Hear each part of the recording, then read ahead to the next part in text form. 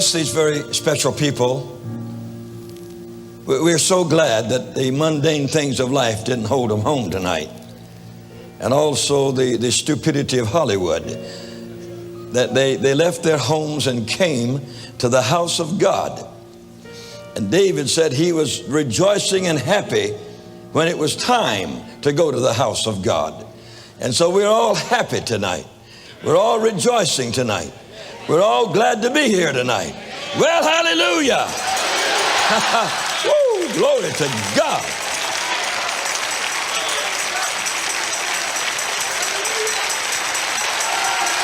Hallelujah.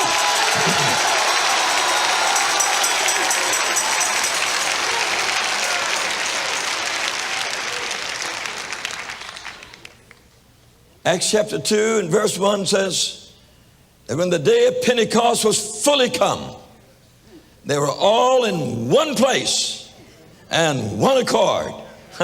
Here we are, Lord. Let it go. Let it go, Lord. We're here, Lord. We're here, Lord. We're here, Lord. We're here, Lord.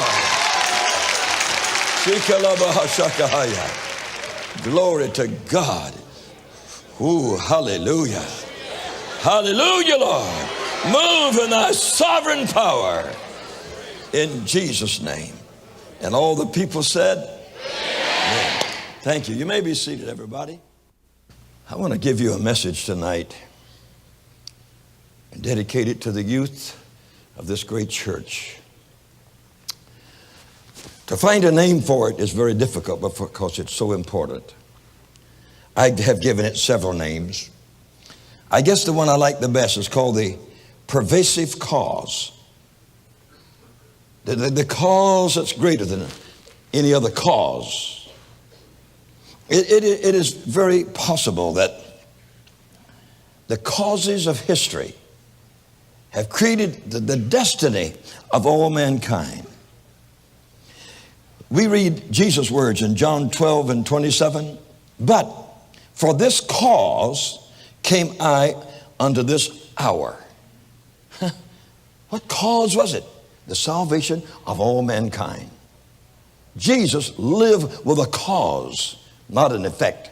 He lived with a cause within him. Every day he said, I must work the works of him that sent me while it is day. The night cometh when no man can work. Before his eyes every day was the cause for which he came. If we're not careful, we can go through a whole life without a cause. We can go through life without an ideal. We can go through life without a destiny out in front of us. We just float through life. I love that little man, David. You know, he was watching over the sheep, but his mind wasn't there. His mind was down at the battle. He heard that they had a great big old overgrown boy down there named Goliath, 10 foot high. He said, I ain't never seen a boy 10 foot. I'd like to see him. They won't let him go. He had to watch a few sheep, you see. And he says, I understand that he has a long spear. I'd like to yank it out of his hand just for fun. And so here was Goliath, 10 foot high, and David 5 foot high. And David said, I can make the difference between that if you don't mind. And his father, in those days, they didn't have good field kitchens. And so the father sent David over some food for his brothers. And I can see the young man when he got there, he just dumped it on the ground and says, eat it if you want to. I got to go see this big boy over here. And he went over and had a look at him. He said, whoa, can you believe it? His head's twice as big as mine. He's got 6 fingers. He didn't stop with 5. And look at those feet, gunboats. He said, I'd just like to beat the daylights out of him. And you start talking like that and people hear it, you know it. He said, I'll fight that guy.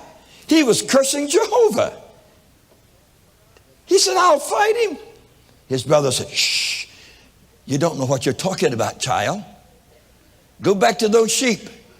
He said, I don't need to go back to those sheep. I've killed a lion with my naked hands.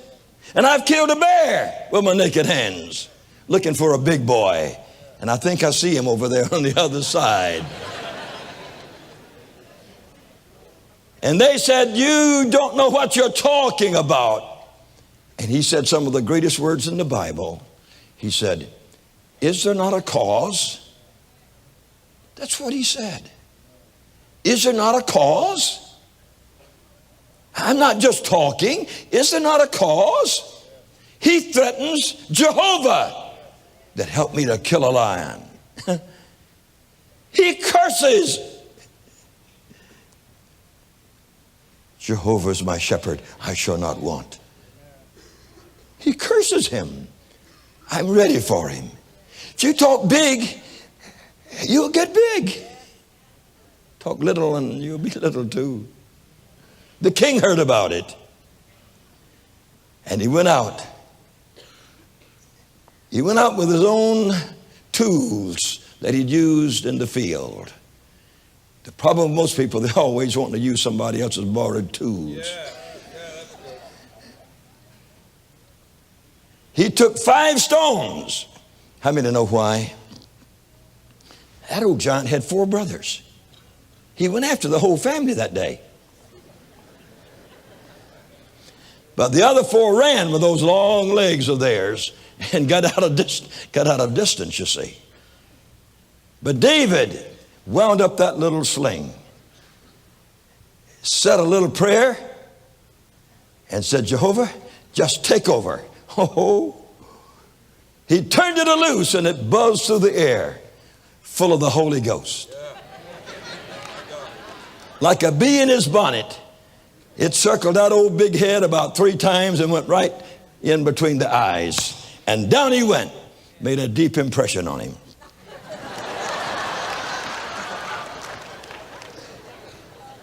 David wasn't satisfied with just knocking him down. He ran up and took his own sword and ripped his head off. And that old curly-headed, he picked it up in the air and he began to walk and shout with it. And it wasn't long before he had a whole gang of beautiful, beautiful ladies behind him. And they'd already composed a song. Our king has killed his thousands, but this young man, he has killed his tens of thousands. If you want to make a king angry, just tell that kind of a story. Because he hadn't gotten into the army yet. And here he was, the chief man of them. A cause. What kind of cause do you live for? What's your price? I want us to look at an amazing person named Paul tonight. A man named Nero had his head cut off. But Nero also killed his mother.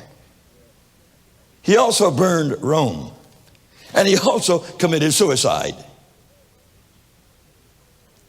But the day that he told that big burly Roman soldier to go cut off the head of Paul, he said, go to the maritime prison. Bring up that little indigestible Jew. Lead him outside the city and cut his head off. And said by tomorrow, nobody will ever know he was born. Oh, well, that's been 2,000 years ago. More people read Paul's writings than any other writing on the face of the earth. And when we have a beautiful little boy, we name him Paul. And if we find a stray dog, we name him Nero. History is not always written with one page. And sometimes the whole story is not told till we get to heaven. What cause is in your heart tonight? We have enough people tonight to win the whole world under one roof here. What is your cause for living? I've been down in that jail where Paul sat, and the maritime prison is still there. Down those stone steps I have walked many times. They have a place there where chains go through the stone. And I sit there and I bow my head. And I say, I'm not worthy to sit here really where Paul sat. But I'm so glad I can sit here for a while and think. Because this is the man that said these words. This is the man who said these words. He said, I have fought a good fight. I have finished my course. I have kept the faith. That's three elements that are so difficult.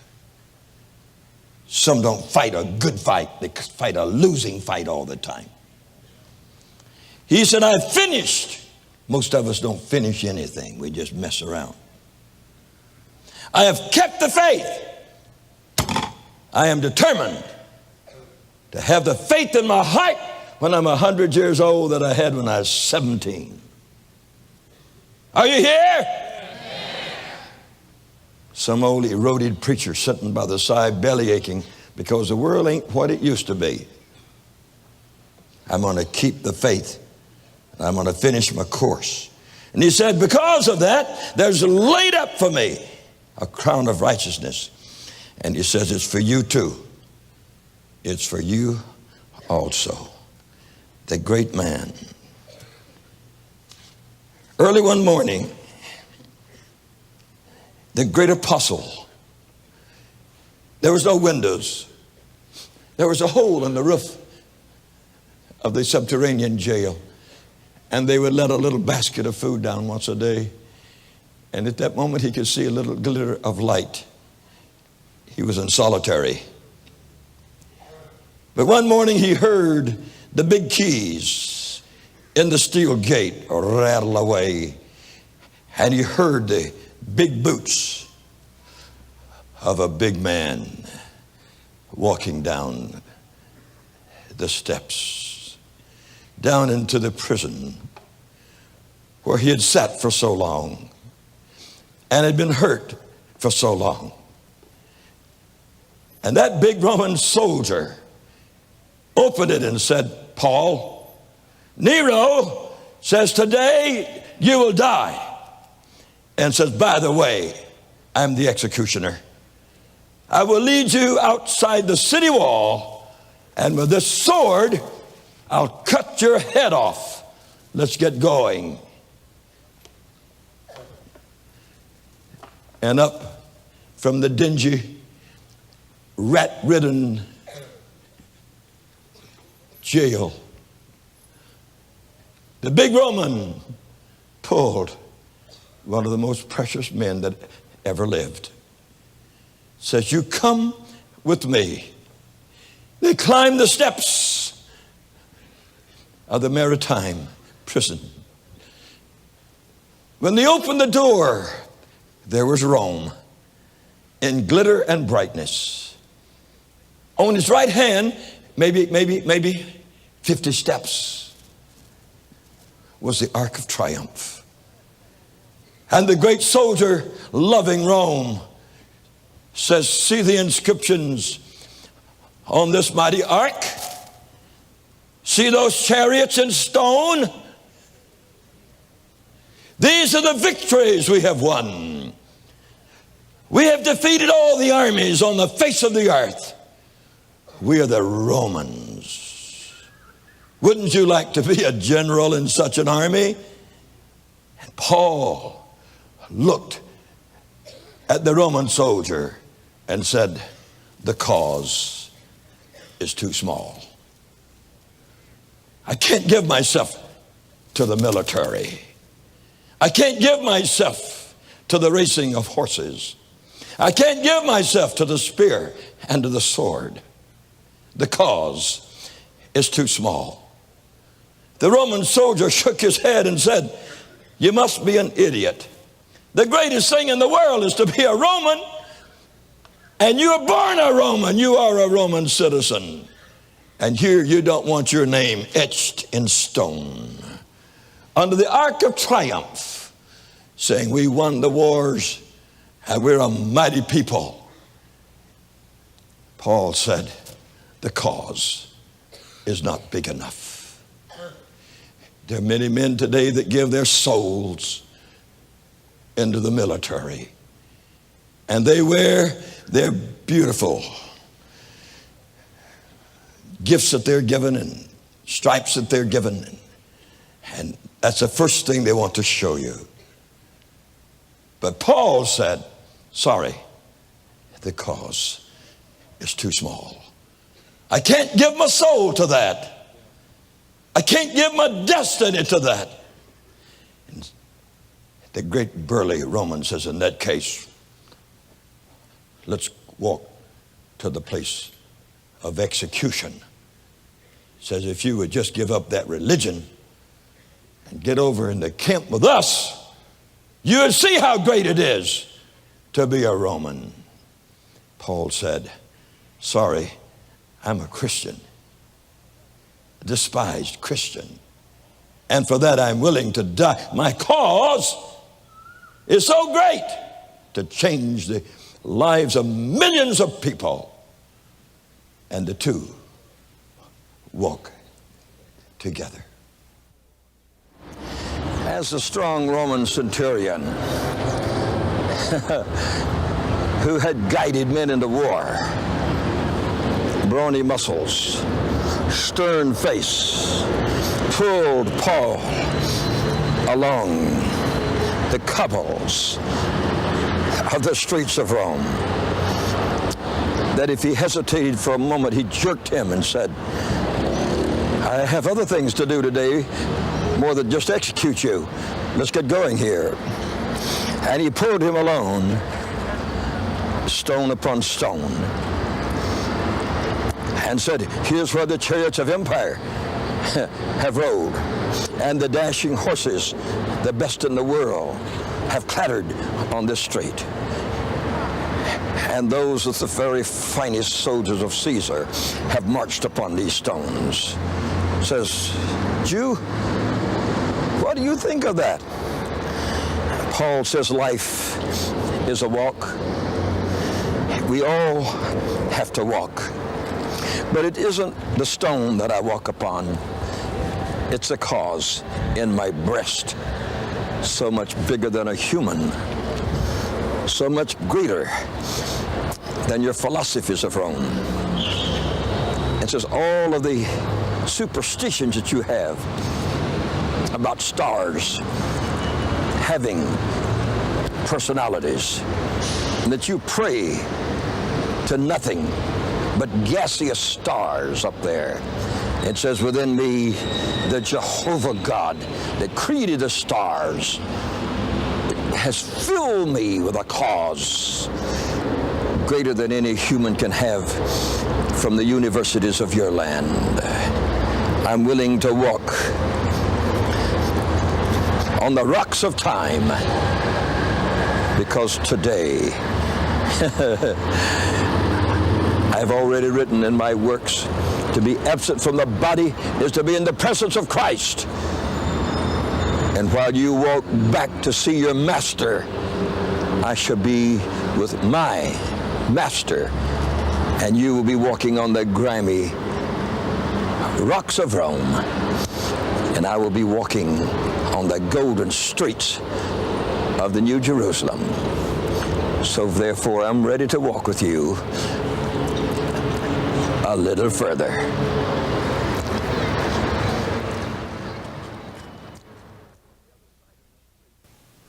On the other side of the street, another 100 steps leading to outside the great imperial and royal city of Rome is the great amphitheater, the great Roman circus, where at the end of the empire they were spending almost half of their total GNP on circus. Pleasure, pleasure, pleasure. We are now standing in the heart of empire. How do you get to the heart of empire? Very strange to have to tell you. You get to the heart of empire at the Colosseum. This is where the empire met. Behind me, The floor was on top of all of these caverns. They kept slaves there, gladiators there, lions there. And His Majesty and all His retinue sat above. And with a wave of a finger or the wave of a feather, they called into action the chariots that raced around this place with their dashing horses, with their wheels, with knives on them, cutting to pieces the other chariot. And when the scene would change, they'd call for the finest physiques of the empire, tall, stately Romans. And they would release a beast from the underground. And His Majesty, with his courtiers, with the noblemen of the world, would look on as a roaring beast, hungry for human flesh, roared upon the man, and the man with his shield and his sword fought him back. If the lion won, the crowd shouted, "Long live the lion." If the man won, he got a garland of flowers that the next day they were dead. In the dying moments of great empire, maybe the greatest in the history of the human race, 1/2 of the GNP was spent for the circus. The whole empire had become conscious of pleasure, of entertainment. And that's where they lost empire. They lost their will to fight. They lost their will to grow. And the pagans climbed their walls and burned their empire. All empires go the same. When you lose the will to win, you lose empire. So into this place, the Roman centurion said, "Come and let me show you real empire. Glory, festooned with flags. Gorgeous clothing upon the people. Gourmet eating all around them. Servants giving them everything that they could possibly desire. Empire at its peak, at its apex, at its zenith. Empire and all that it had." There were no extras now. And the haughty centurion said, "Paul, look what you're missing. Wouldn't you like to sit by the emperor? See those beautiful girls? Wouldn't you like to sit by one just for a minute? Wouldn't you like to see that mighty lion on his hind legs, throw up his front legs, open his mouth and rush upon that human, and you see them fight unto death? Wouldn't you?" Paul said, "No. I have been so busy writing to the Philippians, and I have been so busy writing to the Romans." Says, "You ought to read my works. I have been so busy writing to the Ephesians that I don't have time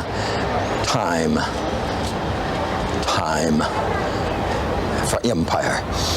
And the big burly Roman soldier, so athletic, no covering on those brawny arms of his legs mostly bare, revealing muscles and strength, said, "Paul, I'm just disgusted with you."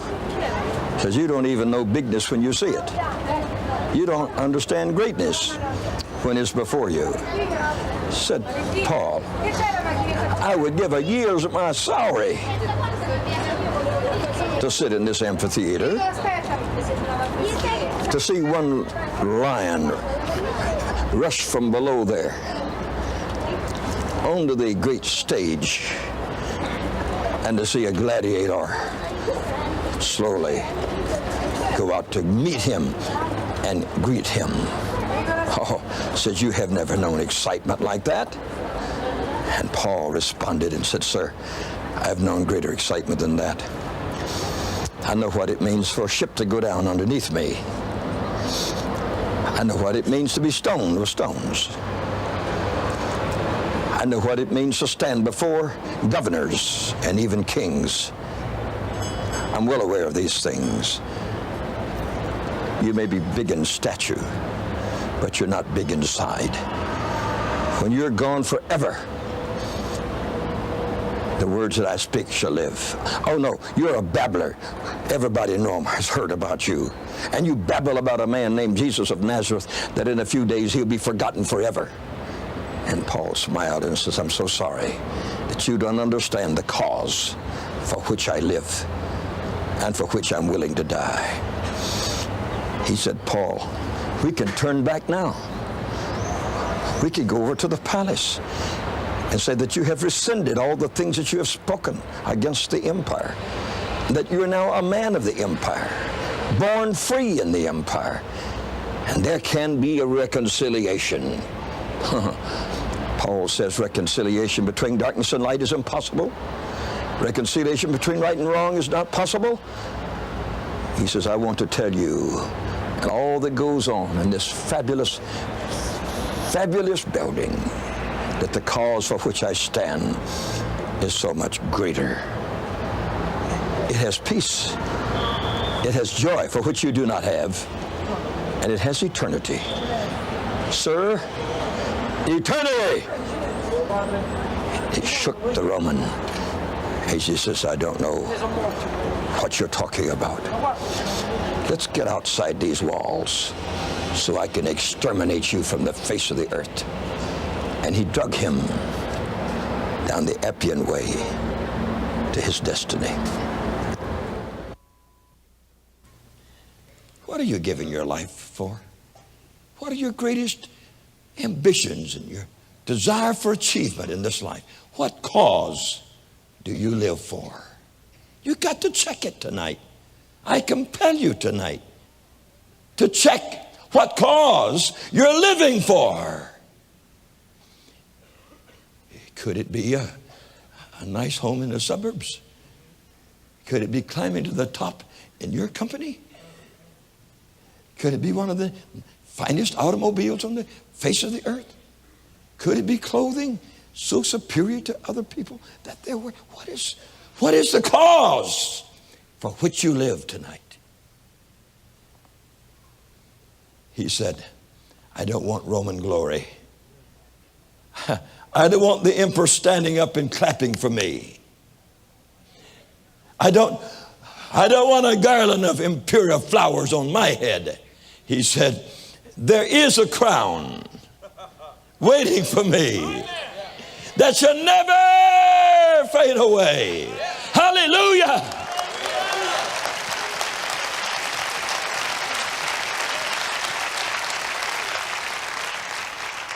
And that's the cause for which I have stood all these years.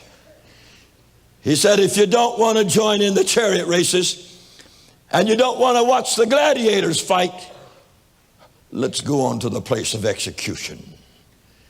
And he dragged him along the way, chained. He didn't need to chain him. He wasn't going anywhere. But sometimes the law overacts, you see. They didn't go but a short distance before they could look around to their left on the hill.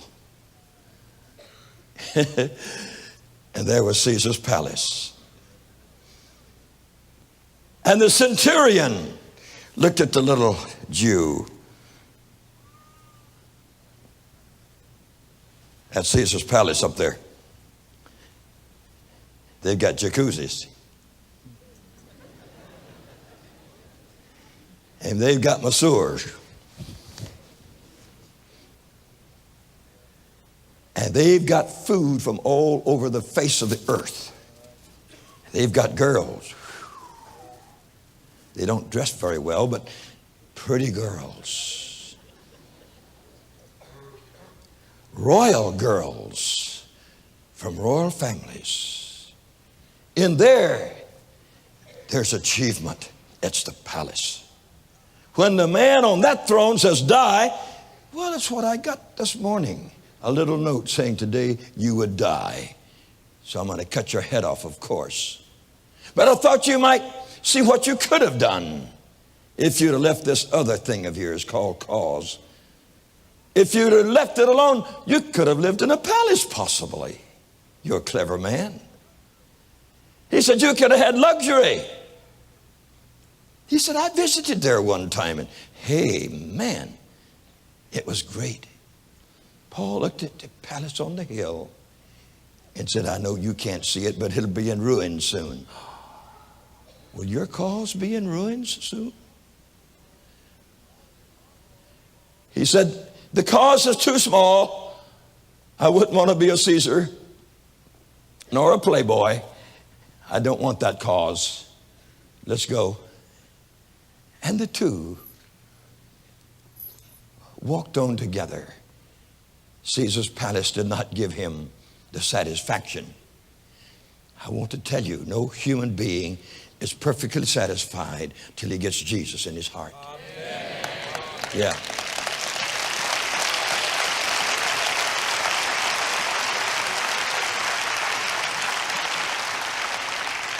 There is no total fulfillment until you're fulfilled in Jesus Christ.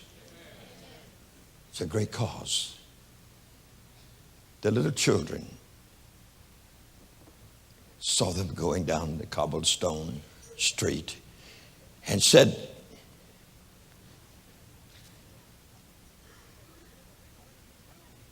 Mr. Policeman, what did he do? And the centurion, with his shoulders high, say, nothing. Well, what are you pulling him for? I'm going to cut his head off. Why? Caesar said so. Oh, everything Caesar does is right. Not always. This world has a way of doing a lot of things wrong, you see. And as he went along, looking at the wonders of Rome by an experienced man that knew all about it, a centurion. It means 100, century does. But they say it was between 2,500 and 5,000 soldiers under him. He was an officer of the ranks. And so as they passed by Caesar's palace, over to one side, the great Roman soldier said, sir, I'd like to show you something. That's the marketplace. He says, I'm sure you've never been through there, but in there you can buy Persian carpets. In there you can buy Ethiopian peacocks. In there you buy the delicate spices from the islands of spice.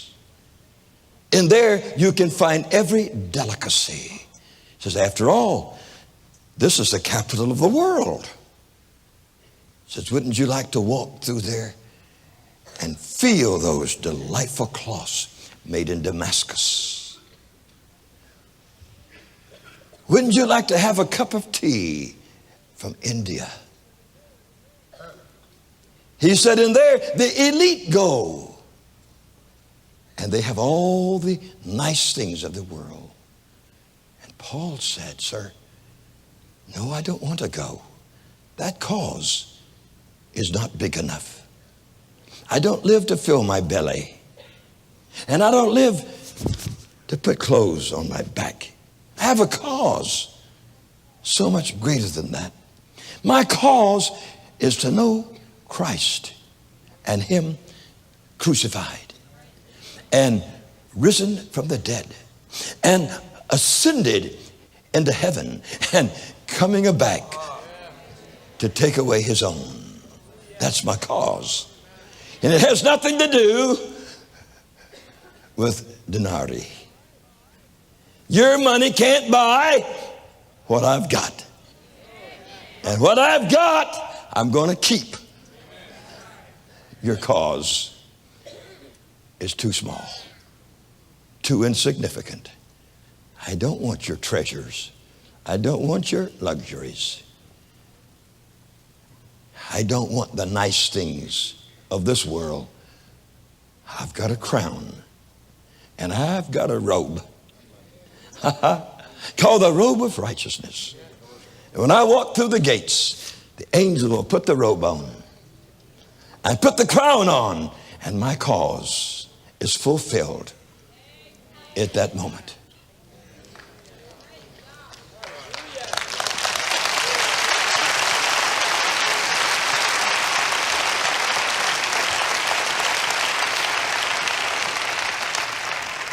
Are you there?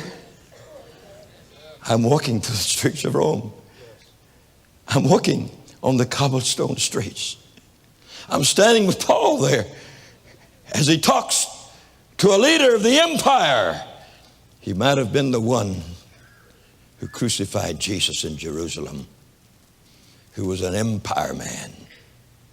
And Paul said, your cause is too small. I have a cause so much greater than your cause that I cannot be related to your cause at all. So he tugged on him, said, let's go. Let's go. I've taken you to the place of execution. Just trying to show you another way out. Just trying to show you an easier way. Just trying to show you that if you could just conform a little bit, you'd get along a lot better. Paul says, I can't lose the cause. I can't lose the cause. Just a few 100 yards down was the Roman Forum. Today it's kind of excavated, and they say the stones are in the same place they were then. So it must have been a beautiful place that was just excavated, where on this great flat place, the brilliant men of the empire came to discuss science and the stars and progress and history and philosophy, matching minds with the Greek philosophers to see which one knew more about something than the other one knew. And the great man paused for a moment and says, seeing that you write books, I hear, and seeing that you talk to people about big things, I hear, here's your cause, the Roman Forum. Here the mightiest minds in the world challenge the greatest secrets in the universe. We know those stars, we watch their movements, and we can tell you what they mean.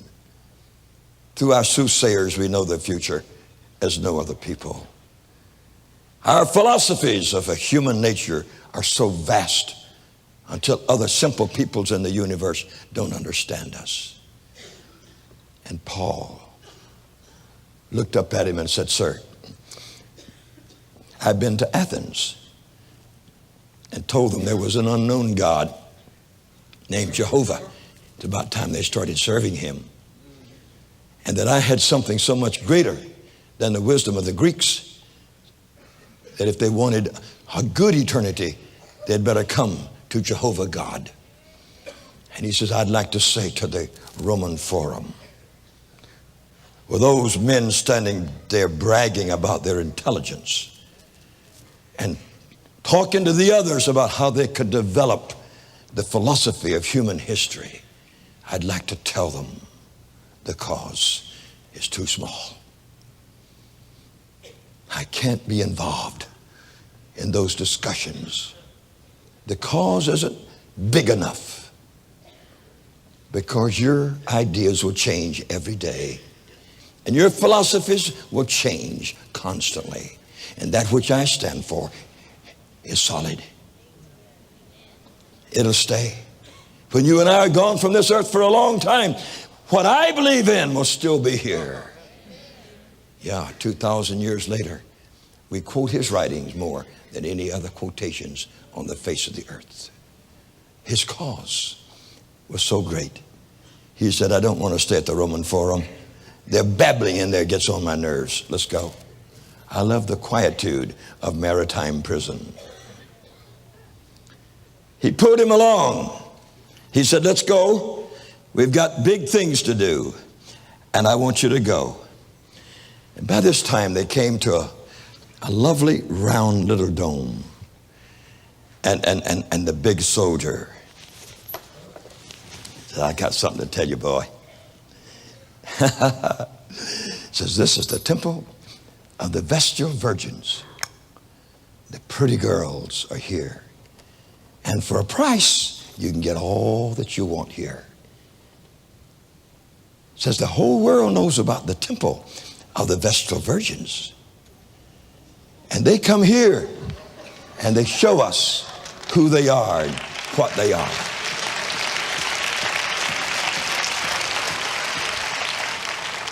It says here, flesh is God, and it's mighty good. I come here quite often. And Paul looked at the temple, the little dome there, where the Vestal Virgins carried on their keepers for hundreds of years, always removing the older ones and bringing in the new ones. And Paul says, the lust of the flesh will die. It will cease. It will burn up. And it will be gone. The cause just isn't big enough. The cause is not big enough. The Roman soldier was angry. He said, what kind of man are you? I've shown you the greatness of the universe, and you act like an idiot. Says, me, I've given my soul to the military. I'm a Roman, and I'm a centurion. These places you have disdained, I go to all of them. And you say the cause.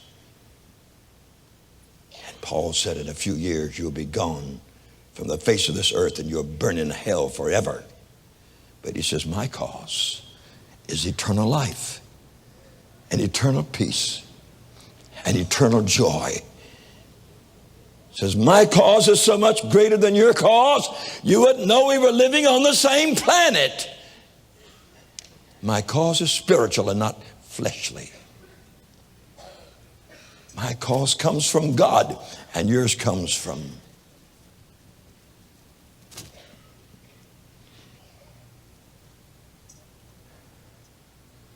the officer of the Roman army. Says, I'm getting tired of this. I'm going to finish my job. No use talking to you anyway. You have no appreciation for modern society. He drug him to the gates. And that happened to be the Appian Way. The same road he came into Rome, he went out of Rome. And outside the wall, at a special designated place, in the open, where viewers could see those that were executed, the soldier said, prisoner, are you ready? Oh, he said, sir, I've been ready all the time. Says, if you don't mind, I'll tell you just how to do it. And you don't tell an expert how to do it, you know. But he did. He said, I'll just kneel down here at your feet. And you take that sword and right behind my neck, bring it down hard. And when it comes out the other side, my head will be gone from my body. But said, I have something to tell you. My cause is eternal life. And I'm not dying outside this wall. I'm only changing my address. Yeah.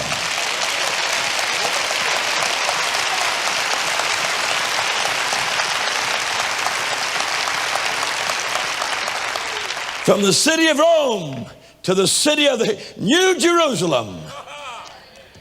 And said, by the way, I'm going to have a pretty head over there. No matter what you do with this one. Says, come on. Why don't you finish off the job? And the trembling centurion fell to his feet, to his knees, and said, oh, I wish I knew that God. I wish I knew that cause. Says, I've gone through all of these and I have never found what I find in you. And Paul says it's very simple. Believe upon the Lord Jesus Christ, and thou shalt be saved. And if thou shalt believe with thy heart that God raised him up from the dead, if you'll believe that, you and I will have the same cause. And if you will accept him as your Lord and Savior, you can live with me forever and ever and ever. And I wish I could tell you the final story, but you see, I wasn't there. But one day we shall meet Paul, and we shall say, Paul, did you get him saved? I believe he did. Did he change his cause? I believe he did. How could you live with a man like that and not change? That's impossible. It rubs off on you. And tonight in this room, there are young people and they're adults making your final decision on your cause for which you live. And your destiny is being weighed in the balances of God tonight. Tonight. The pervasive cause. What are you living for? The only thing that will ever leave planet Earth is you. No silver, no gold, and no diamonds will ever leave planet Earth. They're doomed for the last great fire. When the word says that earth shall be burned and a new earth and a new heaven will come. Where's your cause tonight? This is the night for consecration. This is the night to find God. This is the night to get things straight on the inside of you and to see the poor value in the things of this world and the richness, Shikalabahashia, and the riches of the world to come. Let us all stand. I want every sinner in this house to come quickly down these aisles and let Jesus be your cause right now. You may come right now. I want all the backsliders to come down these aisles in a hurry. I don't want you to walk. It's not time to walk. It's time to run. It's time to run. Everyone that doesn't know Jesus, come down these aisles quickly. Quickly, right now, and give your heart to Jesus. Let your cause be great. Let your cause be great. Let your cause be great. If this is the last day of your life where you're going to spend eternity, how big a cause do you have? If you need a mighty miracle of God, I want you to join these down here tonight. We'll wait for you. In the back, we want you to come.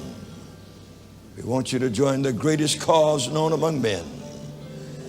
Jesus Christ, the Savior of the world. Come quickly. If you're standing by a friend, turn and ask them if they're saved. And if they're not, say, I'm coming with you. Let's go together. Bring them down. Bring them down. Bring them down. Let their cause for living be changed. If your cause is a bottle of beer, it's a mighty small cause. If your cause is drugs, it's a very small cause. We want the divine cause of eternal life. Come quickly. Come down these aisles. Come now. Young people especially, I want you to come now.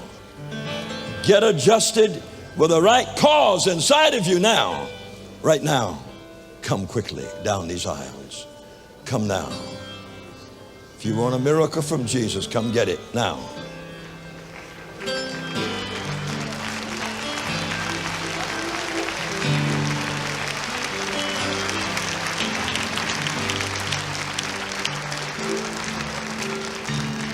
If you're possessed of the devil, come on down and get it cast out. Come now. This is that moment of divine deliverance. One single line. Just come right on around to this side here. One single line. Well, hallelujah. God's hour of destiny. What cause do you live for? Oh, God, help us. Millions of people live just for the flesh. My flesh wants your flesh. It's a poor cause. It is a poor cause. Come now. Give your life to Jesus. Give your life to Jesus. Come. Quickly, come. Christians back there, speak to the ones next to you. Let them join the cause. In Jesus' name. In Jesus' name. In Jesus' name. God is speaking to people tonight. He's speaking to people tonight. Don't go in the darkness of this night and not know him. To know him is eternal life. For what cause do you live? Make it the high cause in Christ Jesus. Come now. Backsliders, come quick. Young people, come now. Give your hearts to Jesus. Come now. The cause is so great. The cause is so great. The cause is so great. Come now. In Jesus' name. In Jesus' name. There are millions of people in hell right now that never expected to go there. They waited too late. They said tomorrow, next week, some other time. The Bible says today is a day of salvation. Come now. Come now. Come now. Yes, God bless you. God bless you. Come around on this side. God bless you. God bless you. God bless you. Some poor young people live for sex.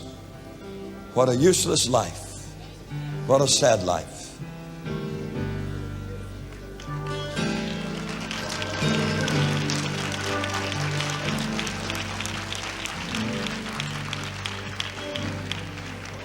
Some men practice homosexualism and live a life of remorse every day of their life, knowing they're not a man.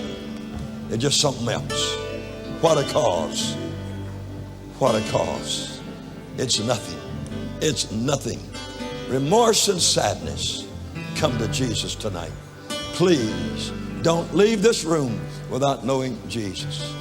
Don't leave this room without a great cause being within you. In Jesus' name. In Jesus' name. In Jesus' name. In Jesus' name. In Jesus' name. In Jesus' name. In Jesus' name.